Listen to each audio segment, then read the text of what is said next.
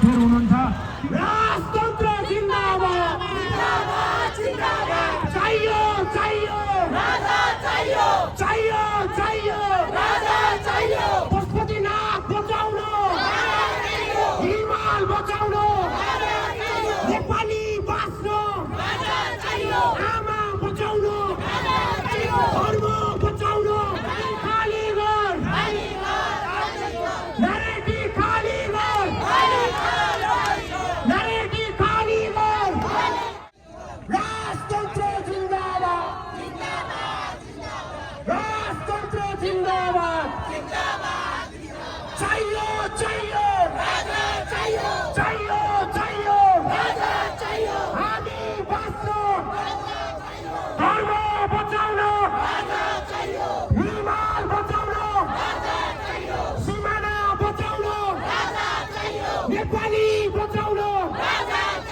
चाहियो चाहियो राजा चाहियो राजतन्त्र जिन्दाबाद राजतन्त्र जिन्दाबाद चाहियो चाहियो नरेटी खाली घर नरेटी खाली घर नरेटी खाली घर हाम्रो राजा हाम्रो देश हाम्रो राजा हाम्रो देश हाम्रो राजा हाम्रो देश नरेटी खाली घर नरेटी खाली घर नरेटी खाली घर राजतन्त्र जिन्दाबाद चाहियो चाहियो चाहियो चाहियो पशुपतिनाथ बचाउनु हिमाल बचाउनु नेपाली बाँच्नु आमा बचाउनु धर्म बचाउनु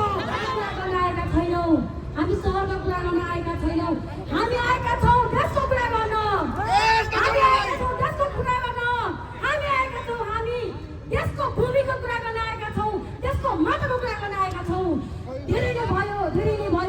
अति नै भयो अब अति नै भयो जीवनमा मैले कहिले पनि मिडियामा आएर बोल्छु सोचेको थिइनँ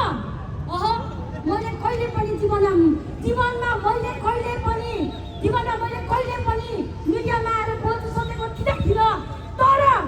मेरो भूमिको कुरा आयो मेरो माटोको कुरा आयो म जन्मेको भूमिको कुरा आयो म जन्मेको माटोको कुरा आयो मेरी आमाले जन्माएर मेरो रगत दिएको ठाउँको कुरा आयो त्यसैले म बोल्न आएको छु म यहाँ कदाचित म कसैको घरको कुरा गर्न आएको होइन म यहाँ कदाचित कसैको कोठाको कुरा गर्न आएको होइन म यहाँ कुनै पनि छरछिमेकीको कुरा गर्न आएको होइन म यहाँ सहरको बजारको कुरा गर्न आएको होइन म यहाँ आएको छु मेरो देशको कुरा गर्न मेरो देशको सिमाना लुटिएको छ मेरो देशको सिमाना लुटिएको छ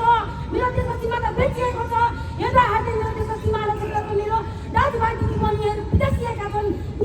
विदेशी बनेका छन् सिमाना बेच्दाखेरि मेरो दाजुभाइ दिदीबहिनीहरू विदेशी बन्नु परेको छ त्यसैले म यहाँ देशको कुरा गर्न आएको छु धेरै भयो भ्रष्टाचारलाई कारोबार भनेको धेरै भयो सुशासन कारोबार भनेको धेरै भयो तर कोही यहाँ धर्म बचाउँछु भनेका छन् कोही यहाँ के बचाउँछु भनेका छन् तर तपाईँहरूलाई थाहा छैन सम्पूर्ण एउटै कुरा हो राजा आएपछि सम्पूर्ण कुरा बाँच्छ भनेर तपाईँहरूलाई थाहा रहेन यो कुरा म आज बोल्दछु राजा आएपछि सम्पूर्ण कुरा आफूले बाँच्छ आफ्नो धर्म संस्कृतिको लागि बाँच्छ सबै बाँच्छ मलाई बनाएको अति भयो अब तपाईँहरूको बाजुमा आउनु थियो आउनु पर्ने बाध्य भयो तपाईँहरूले मलाई यहाँसम्म ल्याउनु भयो बुझ्नुभयो तपाईँले मलाई चिन्नुहुन्न हो म एउटा स्वतन्त्र नागरिक हो म आज यो र्यालीमा समर्थन गर्न आएकी हुँ म राष्ट्र आस्था राख्न आएकी हुँ म अरू मिडियामा गएर इन्टरभ्यू दिने मान्छे होइन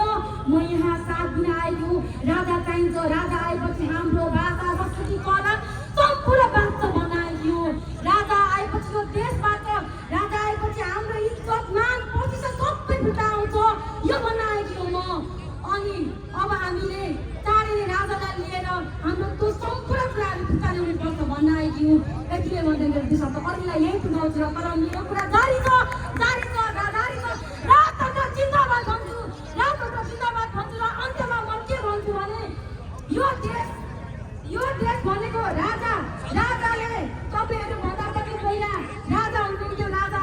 सम्पूर्ण साथीहरू,